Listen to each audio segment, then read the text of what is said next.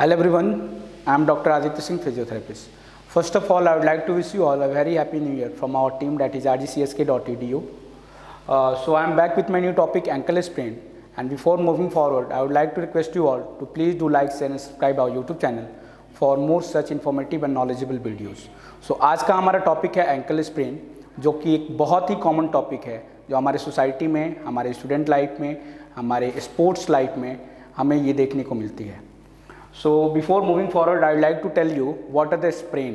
A sprain is a soft tissues injuries. A question will be raised, what are the soft tissues? So soft tissues are the soft part of the joint like muscles, tendon, ligament, meniscus and soft cartilage. So injuries of the ligament are known as sprain. किसी भी ligament की injuries को हम लोग sprain कहते हैं. So we are talking about ankle sprain, means ligament of the ankle get injured, which is known as ankle sprain. So first of all, I would like to introduce you all with my topic, ankle sprain. The definition is ankle sprain is where one or more of the ligament of the ankle are partially or completely torn. मतलब ankle sprain उसे कहते हैं जब ankle के किसी एक ligament में या combinedly 1, 2, 3, 4 ligament में कोई इंजरी हो जाए. अब इंजरी की सिवियरिटीज होती हैं. अब ये हो सकता है कि वो पार्शियली इन्वॉल्व हो, मतलब इंजरीज की सिवियरिटी थोड़ी कम हो सकता है उससे थोड़ी ज़्यादा हो, या वो कम्प्लीटली रप्चर हो जाए जब ब्रेकडाउन हो जाए. तो इन कंबाइंड सिवियरिटीज़ को मिला के एक स्प्रेन को, लिगामेंट की इंजरीज को हम लोग एंकल स्प्रेन कहते हैं. Next slide please. Epidemiology. An ankle sprain is a common injuries. Inversion type lateral ligament injuries represents approximately 85% of the ankle sprain. First of all, you also know that what are the movements at ankle joint. मतलब ankle joint पे कौन कौन से movements होते हैं और ligament का basic काम क्या होता है. ठीक. So ligament किसी भी joint पे movement कब होता है, जब muscles bone को move कराती हैं, और ligament का काम होता है joint को stable करके रखना. ठीक. तो एंकल जॉइंट पे कौन कौन से मूवमेंट होते हैं, inversion, eversion, plantar flexion and dorsi flexion. इस टाइप के मूवमेंट में जब लिगामेंट ओवर स्ट्रेच हो जाए या कोई सडन वेट उनके ऊपर जाए, जैसे मान के चलें कि आपका फुट इन्वर्जन में है, मतलब इंटरनली रोटेटेड है आपका एंगल, आपने उस पर सडन फोर्स डाला, सडन फोर्स की वजह से जो लिगामेंट है वो ओवर स्ट्रेच हुआ. ओवर स्ट्रेच होने के बाद ये हो सकता है कि माइक्रोस्कोपिक लेवल पे उसमें कोई इंजरीज हो जाए जिसमें थोड़ी सी स्वेलिंग देखने को मिले, उसके साथ साथ थोड़ा सा पेन भी देखने को मिले, और उसका आपके नॉर्मल फंक्शनिंग पे कोई इम्पैक्ट ना पड़े. उसके साथ साथ आप अपने ऑक्यूपेशन को कैरी करते जाओ, अपने नॉर्मल लाइफ को कैरी करते जाओ, और उसको कैरी करने की वजह से वो इंजरी जब सीवियर हो जाती हैं तब अपने आप को वो हायर इंजरीज में या हायर सीवियरिटीज में कन्वर्ट कर लेती हैं. ठीक. तो आगे हम लोग बढ़ते हैं. Ankle sprain is a highest in sports person. Ankle sprain जो होता है वो सबसे ज़्यादा स्पोर्ट्स पर्सन में देखने को मिलता है. क्यों ऐसा होता है? स्पोर्ट्स पर्सन को रनिंग ज़्यादा करनी होती है. अब रनिंग के साथ रनिंग करने वाले सरफेस कैसे हैं वो भी इंपॉर्टेंट है. अगर आप किसी क्लीन सरफेस पे, प्लेन सरफेस पे रन कर रहे हैं तो वहाँ पे इंजरीज होने के चांसेस बहुत कम होते हैं. बाकायदा कब? जब आपने किसी एक एंगल को ट्विस्ट किया और ट्विस्ट करने के बाद एक सडन लोड के साथ अपने बॉडी को रोटेट करते हैं, उस समय चांसेस होते हैं एंकल के इंजर्ड हो जाने के, लिगामेंट के ओवर स्ट्रेच हो जाने के. जब वो ओवर स्ट्रेच होंगे तब उसमें स्प्रेन इंजरीज कॉज होंगी.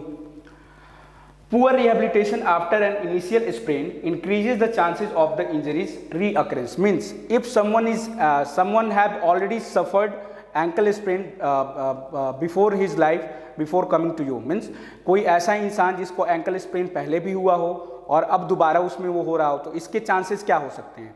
लाइक जब आपको पहली इंजरी हुई, आपने वहाँ पे रिहेबिलिटेशन पूरा नहीं किया, आपके लिगामेंट में वो स्ट्रेंथ नहीं थी कि किसी सडन फोर्स को वो कैरी करे, ज्वाइंट को स्टेबल करके रखे, और ज्वाइंट इनस्टेबिलिटी के चलते हो सकता है वो इंजरी फिर से दोबारा आप में देखने को मिले या उससे दोबारा आप सफ़र करो. Next slide please.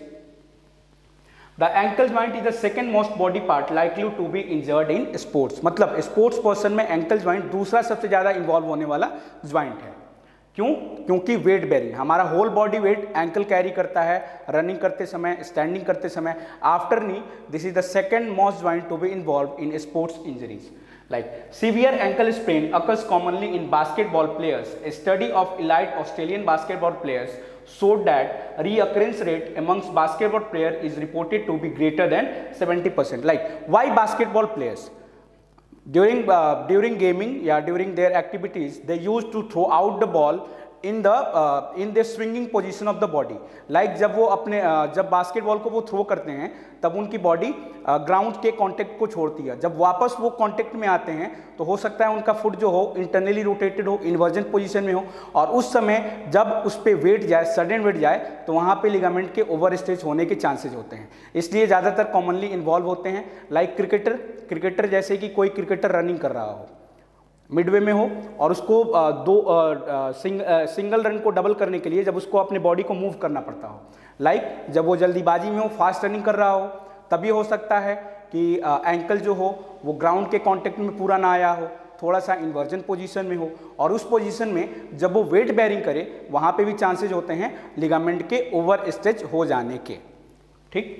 Athlete with chronic ankle instability require ongoing care in order to remain physically active and to display suboptimal performance. Means वैसे एथलीट जो ligament injuries like ankle sprain से जूझ रहे हैं उनको हम लोग एडवांस टेक्निक के थ्रू, मैनेजमेंट के थ्रू स्पोर्ट्स में कैरी करके रख सकते हैं.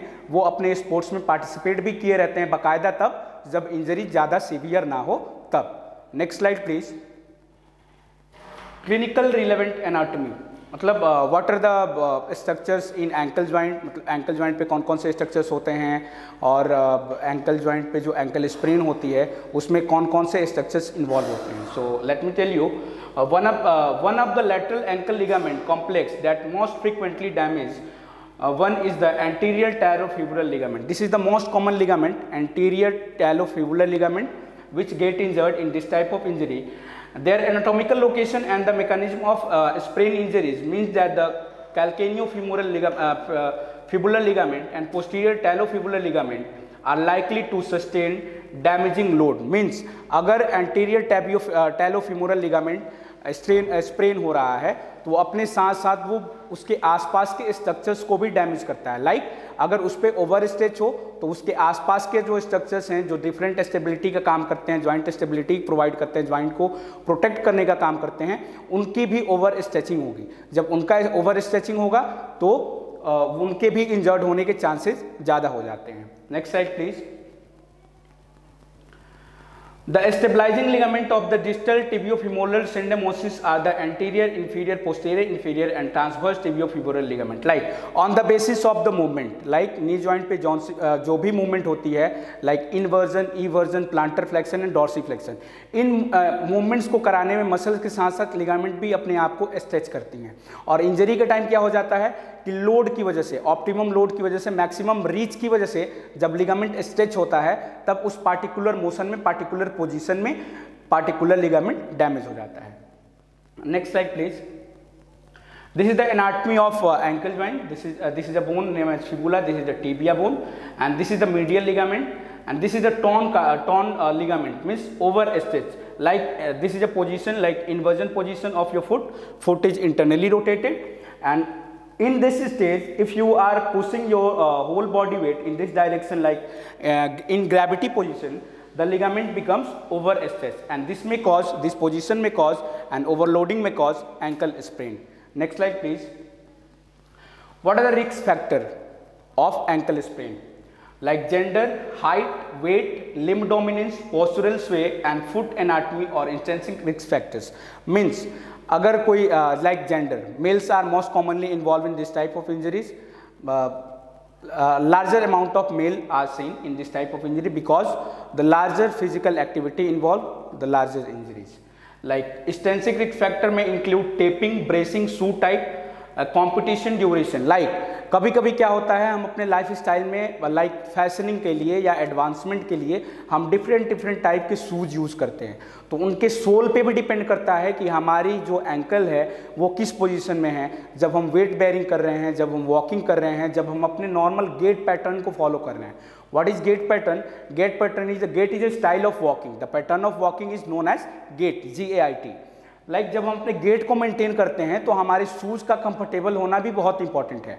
हमारे एंकल की बायोमैकेनिक जो है वो एक स्टेप को रखने में कैसी होनी चाहिए, दूसरे स्टेप को कैरी करने में कैसी होनी चाहिए, ये भी डिपेंड करता है. तो like different type of shoes में also cause this type of injuries. Next slide please. Mechanism of injuries or pathological process.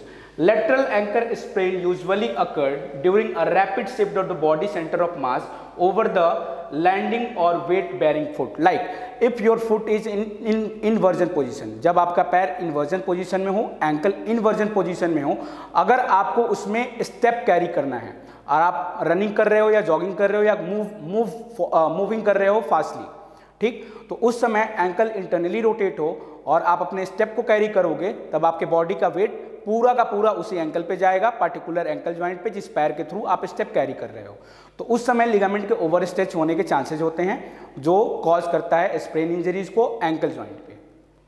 Next slide please.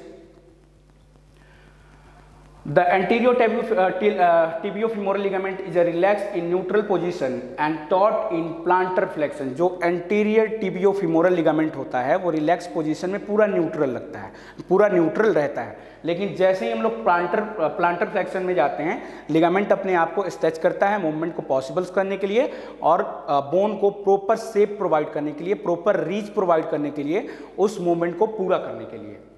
The CFL is also relaxed in neutral but it is taut in dorsiflexion। वैसे ही जो CFL ligament है ये dorsiflexion में अपने आप को stretch करती है बोन को मैक्सिमम रीच तक ले जाने के लिए। Next slide please. This is the tear. Tear means inflammation of the soft tissues like ligament and muscles and all.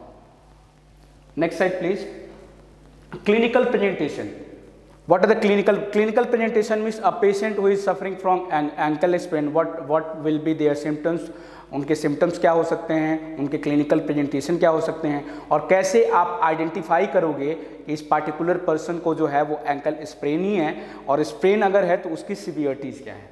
So first of all, patient present with the inversion injuries और forcefully eversion injuries to the ankle may have previous history of ankle injuries और instability। पहला point ये है कि अगर कोई person आपके पास आ रहा है जिसको एंकल स्प्रेन है या अभी के टाइम में उसको एंकल स्प्रेन हुआ हो, तो हो सकता है पास्ट के टाइम में उसकी एंकल ज्वाइंट उतनी स्टेबल ना रही हो, या ये भी हो सकता है कि प्रीवियस कोई हिस्ट्री रही हो उसको ट्रॉमा की एंकल ज्वाइंट के आसपास, या उसके एंकल के जो सॉफ्ट टिश्यूज हैं लाइक मसल्स, लिगामेंट वो वीक हों, ये कॉज कर सकते हैं इस इंजरीज को।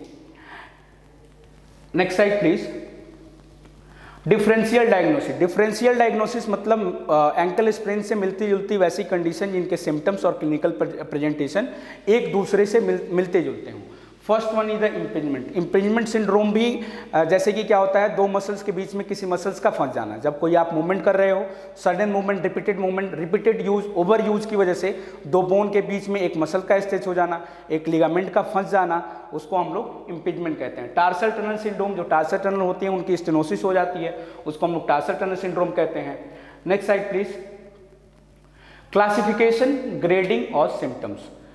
सो सॉफ्ट टिश्यूज इंजरीज को हम लोग 3 ग्रेड में डिवाइड किया गया है, like on the basis of their severity. Severities means how severe the injury is and how severe the patient is, how badly the patient or the subject is suffering from that particular injury. The first one is the grade 1, the second one is the grade 2 and the third one is the grade 3. जो पहली injuries होती है, जो सबसे acute injuries होती हैं, उसके बाद आती हैं सब अक्यूट इंजरीज और उसके बाद आती हैं क्रोनिक या कंप्लीट रप्चर इंजरीज। तो जो ग्रेड 1 है उसको हम लोग माइक्रोस्कोपिक लेवल पे देख सकते हैं। उसके सिम्टम्स जो होते हैं माइल्ड पेन और माइल्ड स्वेलिंग। लेकिन जो ग्रेड 2 है इसमें माइक्रोस्कोपिक लेवल पे लिगामेंट जो है वो ओवर स्ट्रेच दिखता है और उसके साथ साथ स्वेलिंग की अमाउंट भी यहाँ पे ज़्यादा होती है, और स्वेलिंग की अमाउंट ज़्यादा होगी तो पेन भी ज़्यादा होगा, और पेन ज़्यादा होगा तो आप अपने डेली लाइफ एक्टिविटीज ऑफ जो डेली लिविंग है या आप अपने डेली के काम को जैसे वॉकिंग, रनिंग, स्टैंडिंग, ये सब करने में इसका इम्पैक्ट पड़ेगा। और ग्रेड 3 जो है वो complete rupture of the ligament means grade 3 में क्या होता है, लिगामेंट पूरी तरीके से डैमेज हो जाती है, पूरे तरीके से दोनों कांटेक्ट उनका खत्म हो जाता है, लिगामेंट की लेंथ टूट जाती है और लिगामेंट कंप्लीटली टूट जाती है। Next slide please. The first one is the grade 1। This is a mild injury, mild state of the ankle sprain, little swelling and tenderness with the little impact on the function. मतलब थोड़ी सी swelling देखने को मिलती है, थोड़ा सा tenderness भी होता है। Tenderness means like if you are going to perform any activities you will feel pain. और there will be a little impact on function, जैसे कि आपकी एक्टिविटीज़ जो डेली लिविंग एक्टिविटीज़ हैं उस पर भी इसका इम्पैक्ट पड़ेगा ड्यू टू पेन और due to swelling. Grade 2 is a moderate injuries. Moderate injury means there will be moderate swelling. The swelling will be higher than the grade 1. Mild से ज़्यादा यहाँ पे स्वेलिंग होगी, स्वेलिंग की amount थोड़ी ज़्यादा होगी और स्वेलिंग थोड़ा ग्रॉस दिखेगा. Gross in the sense of heel से लेके प्लांटर फेसिया का भी इन्फ्लामेशन हो जाएगा. उसके साथ साथ जो अदर सॉफ्ट टिश्यूज़ हैं उनकी भी इन्फ्लामेशन होगी, उनकी भी स्वेलिंग होगी. और वेट बेयरिंग करते समय या एक्टिविटीज़ करते समय यहाँ पे पेन की इंटेंसिटी थोड़ी ज़्यादा होगी. ठीक. Grade 3 is a severe state of any condition. Severe state of this condition. Severe state means complete rupture, पूरी तरीके से टूट जाना. और यहाँ पे अगर लिगामेंट पूरी तरीके से टूट जाती है, लिगामेंट का पूरी तरीके से ब्रेकडाउन होता है, तब यहाँ पे स्वेलिंग भी ज़्यादा होगी. स्वेलिंग के साथ साथ पेन की इंटेंसिटी जो है वो बहुत ही सीवियर होगी. और पेन की इंटेंसिटी अगर ज़्यादा सीवियर होगी तो नॉर्मल फंक्शनिंग या नॉर्मल रिलैक्सिंग पोजीशन में भी पेशेंट पेन फील करेगा. उसके साथ साथ अगर लिगामेंट पूरी तरीके से टूट जाती है, लिगामेंट का काम क्या है, बोन को दूसरे बोन से पकड़ के रखना. और लिगामेंट अगर ब्रेकडाउन हो जाए तो जो बोन होती है वो स्विंग करने लगती है, स्विंग इन द एयर, और जो स्टेबिलिटी होती है बोन की वो खत्म हो जाती है. Next slide please.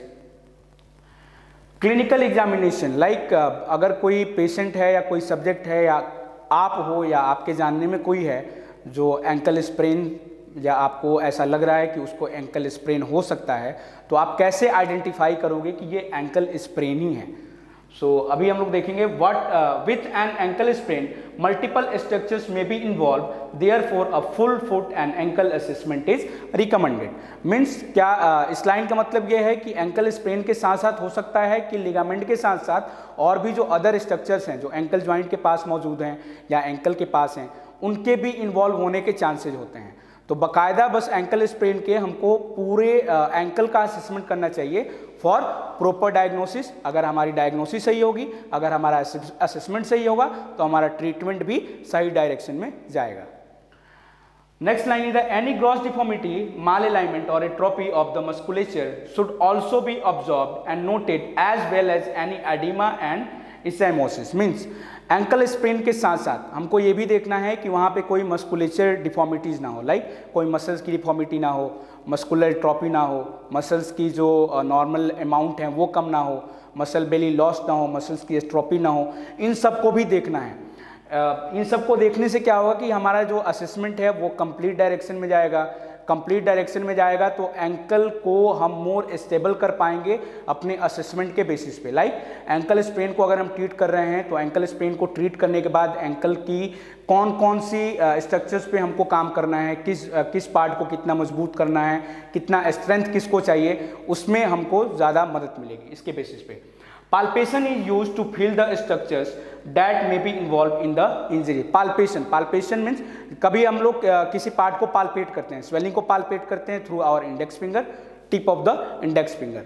जब हम लोग स्वेलिंग को पालपेट करते हैं तो ये फील करते हैं कि स्वेलिंग के साथ साथ वहाँ पे कोई फ्लूइड प्रेजेंट ना हो, या उसके साथ साथ अगर कोई बोनी पार्ट को पालपेट कर रहे हों तो वहाँ पे कोई क्रिपिटस फॉर्मेशन देखने को मिल जाए, या पालपेट करने ज्वाइंट स्पेस को पालपेट करके ज्वाइंट को मूव करें तो ये भी हो सकता है कि वहाँ पे कोई क्रिपिटस साउंड मिले. मीन्स वहाँ पे जो सॉफ्ट टिश्यूज जो ज्वाइंट के बीच में होते हैं कंप्लीटली लॉस हो जाएं और वहाँ पे crepitus sounds might be present. Tenderness के लिए भी पालपेट कर सकते हैं. Next slide please. Special tests. These are the special tests, not imaging tests. These are the physical examination through which we can perform, we can absorb that this is ankle sprain. This is the case of ankle sprain. First one is the anterior drawer test, and this one is the squeeze test. Like anterior drawer test means जब आप ankle को stable करके एक neutral position में, जब patient को या subject को एक काउच पे या बेड पे या चेयर पे बैठा के आप एंकल को मूव करने जाते हैं. लाइक आपने टिबिया और फिबुला को एक हैंड से सपोर्ट किया और दूसरे हैंड से जब आप एंकल को मूव करने जाते हो तो वहाँ पे इनस्टेबिलिटी देखने को मिलती है. मतलब ऐसा फील होगा कि एंकल जो है वो नॉर्मल अमाउंट से ज़्यादा अपने आप को मूव कर रहा है, एंकल जो है वो स्टेबल नहीं है. ठीक. Next slide please. Rehabilitation protocol. Our rehabilitation is totally based on the severities of the condition. Means कि हम रिहैबिलिटेशन प्लान कैसे बनाते हैं, इंजरीज के सिवियरिटीज के बेसिस पे. ठीक। तो वो हम लोग इंजरीज की सिवियरिटीज को कैसे डिसाइड करेंगे? On the basis of our assessment, on the basis of our diagnosis and scanning. First one is the phase 1. Phase 1 is the acute phase. Acute phase means injuries of hours to days, मतलब उस type की injuries जो कुछ घंटे से कुछ दिन के बीच की हो, उनको हम लोग अक्यूट फेज कहते हैं। ठीक। अब अक्यूट फेज में जो ग्रेड 1 इंजरीज है, ग्रेड 1 स्प्रेन है, इसके 1 to 3 डेज आते हैं, ग्रेड 2 के 2 to 4 डेज एंड ग्रेड 3 के 3 to 7 डेज। इन ड्यूरेशंस को हम लोग अक्यूट फेज के अंडर रखते हैं। और इस फेज का गोल क्या होता है? किसी भी सॉफ्ट टिश्यूज के इन्फ्लामेशन को या सॉफ्ट टिश्यूज के इंजरीज को, लिगामेंट की इंजरीज को, मसल्स की इंजरीज को ट्रीट करने का, सेल्फ केयर करने का एक ही तरीका होता है, जो कि सबसे बेस्ट प्रिंसिपल है price, PRICE। P for protection, R for rest, I for ice therapy, ice massage, ice towel, ice bag and cryotherapy, and C for compression, compression with bandaging, with crepe bandage, with bandage and कोई towel के through आपने उसको rap कर लिया, बांध लिया swelling को prevent करने के लिए।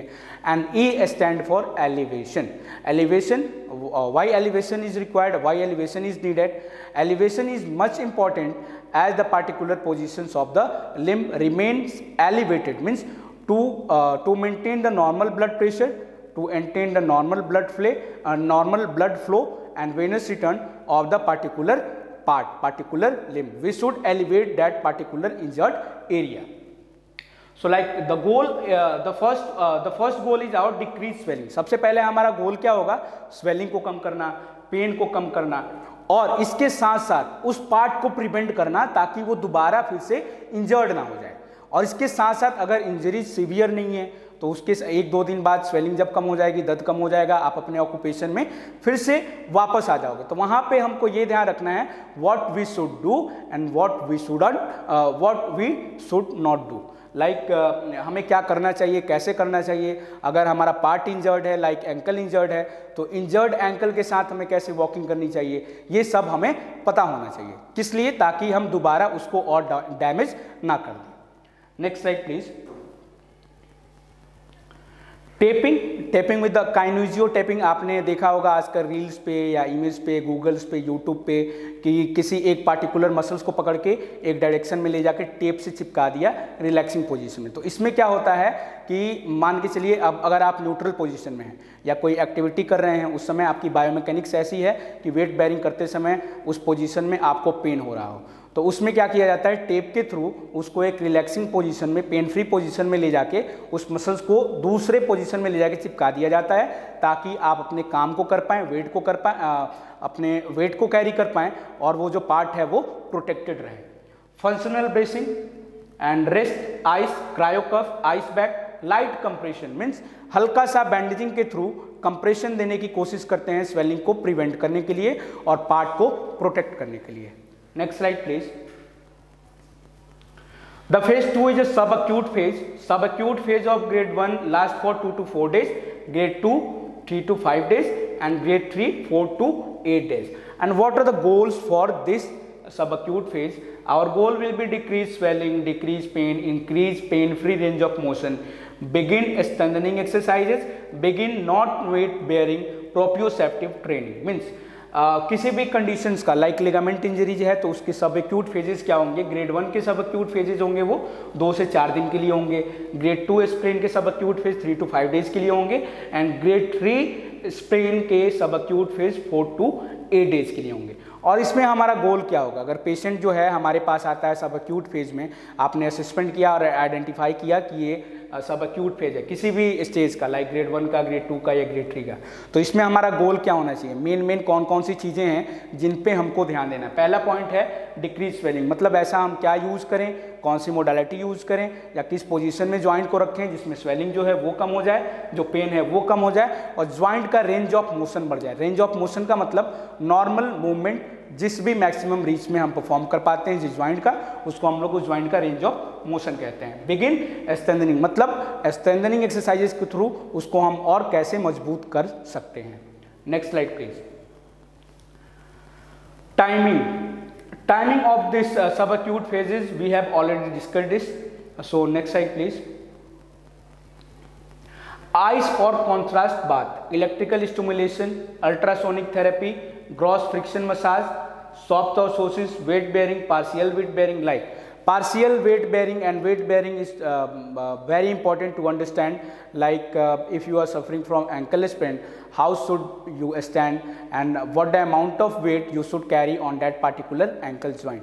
Like जैसे कि आप एंकल स्प्रेन से सफ़र कर रहे हैं या एंकल इंजरी से आप जूझ रहे हैं, तो उस समय आपको एंकल पे कितना वेट डालना है, कंप्लीट डालना है, पार्शियल डालना है, 25%, 50% और 75% ऑफ द बॉडी वेट, ये कब डिसाइड करेंगे, सीवियरिटीज़ पे. Next slide please. Grade 1 sprain lasts for 1 week, grade 2 sprain lasts for 2 weeks and grade 3 sprain lasts for 3 weeks. Like अगर कोई grade 1 sprain से grade 1 sprain अगर किसी को हुआ हो तो उसको ठीक होने में मैक्सिमम 1 and 1.5 वीक लग जाते हैं. ग्रेड 2 sprain में 2.5 वीक एंड ग्रेड 3 sprain में 3 to 4 वीक्स. और इस बीच में हमारा गोल क्या होता है, pain free range of motion को बढ़ाना. लाइक वैसे मूवमेंट को पॉसिबल करना जिनमें पेशेंट को पेन ना हो या नॉर्मल फंक्शनिंग को कर लेना जो पेन फ्री हो. ठीक, इनके अलावा प्रोग्रेस करते हैं हम लोग स्ट्रेंथनिंग पे. Like strengthening in the sense of we should increase the stability of that particular joint. मतलब इंजरीज होने के बाद जब हम उस पार्टिकुलर पार्ट को यूज़ नहीं करेंगे तो ये भी हो सकता है कि वो और कमज़ोर हो जाए, तो हमको उसको मजबूत करने पे काम करना है. तो उसके लिए different type of strengthening exercises होती हैं जिसको अभी हम लोग आगे डिस्कस करेंगे. Increase pain free activities of daily living, pain free full weight bearing and uncompensation गait. Like we have already discussed what is gait. Gait is a pattern of walking, a style of walking. Like तो हमको हमारा ये गोल होना चाहिए कि हम कैसे पेन फ्री gait को पॉसिबल कर पाएँ, कैसे हमारा जो ट्रीटमेंट है वो हमारे सब्जेक्ट के लिए, वो हमारे पेशेंट के लिए बेनिफिशियल हो. Next slide please. Stretching of calf muscles, joint mobilisation, strengthening exercises. Like strengthening जब हम अपने ज्वाइंट को कैसे मजबूत करते हैं, स्ट्रेंथनिंग एक्सरसाइजेज में वैसी एक्सरसाइजेज जिसको परफॉर्म करने के बाद हमारी ज्वाइंट, हमारी सॉफ्ट टिश्यूज, हमारी मसल्स, हमारी बॉडी अपने आप को स्ट्रेंथन फील करे, जिनकी पावर में थोड़ी बूस्टिंग हो, जो अपने आप को ज़्यादा स्टेबल फील करें, जिनकी स्टेबिलिटी थोड़ी बढ़ जाए. तो first one is the weight bearing exercises, heel raises, toe raises, stair step, quarter squats and eccentric and concentric isometric contraction. What are the isometric contraction?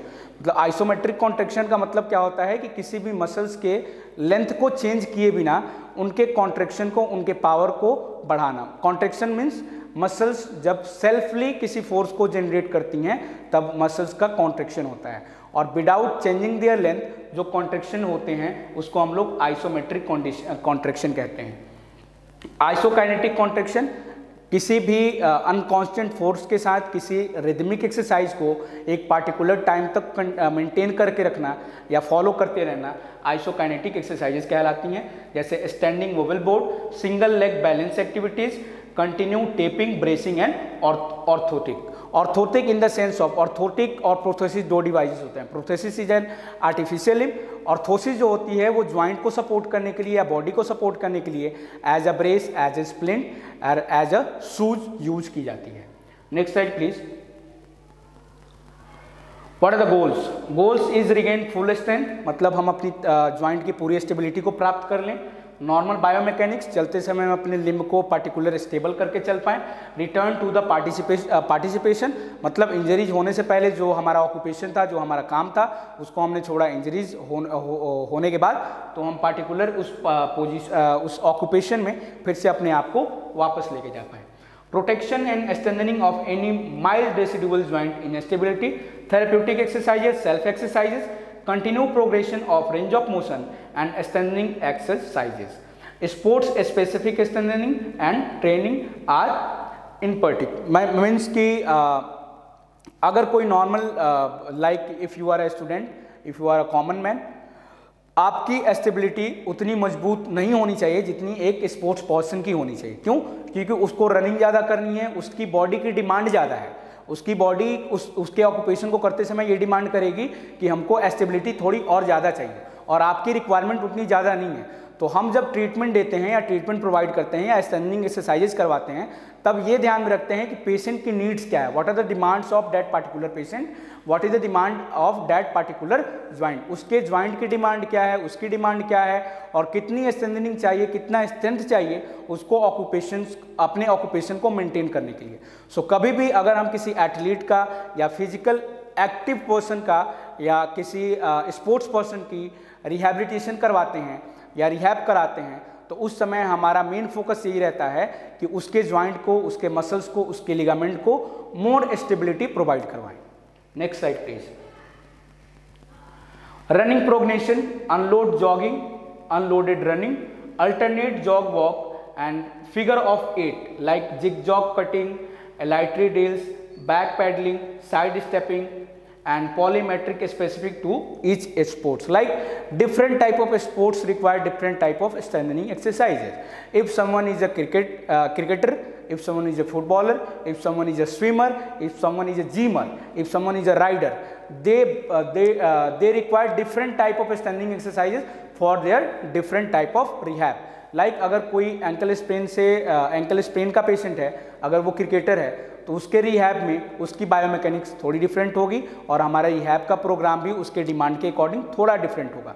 अगर कोई स्विमर है, कोई राइडर है, कोई जॉगर है, उसको अगर एंकल स्प्रेन है तो उसकी डिमांड थोड़ी अलग होगी और हमारा ट्रीटमेंट भी उसके डिमांड के अकॉर्डिंग अलग होता चला जाएगा। Next slide please. So phase 5 is a prophylactic phase like prevent injuries. Prevent injuries means अब पेशेंट आपके पास या सब्जेक्ट आपके पास हमेशा आपके साथ रहने वाला है नहीं, तो आपको पेशेंट को यहाँ पे एजुकेट करना है। Patient education is most important. Like आपने ट्रीटमेंट कर दिया, पेशेंट को रिलीफ मिला, पेशेंट ठीक हो गया, फिर से वो अपने ऑक्यूपेशन में अपने घर को वो वापस जा रहा है, तो वहाँ पे पेशेंट को आपको ये सिखाना है कि उसे क्या करना चाहिए, कैसे करना चाहिए और क्या नहीं करनी चाहिए। ठीक। Therapeutic exercises like functional drill, multi-directional balance board activities and prophylactic strengthening exercises. Next slide please. So I hope you all have enjoyed this live session. आपको ये चीज़ें समझ में आई होंगी। अगर फिर भी कोई डाउट रह गया हो तो आप कमेंट सेक्शन में अपने डाउट को छोड़ सकते हैं। We are here to reply you all. Wish you all the best and see you all very soon in our next live session. Thank you.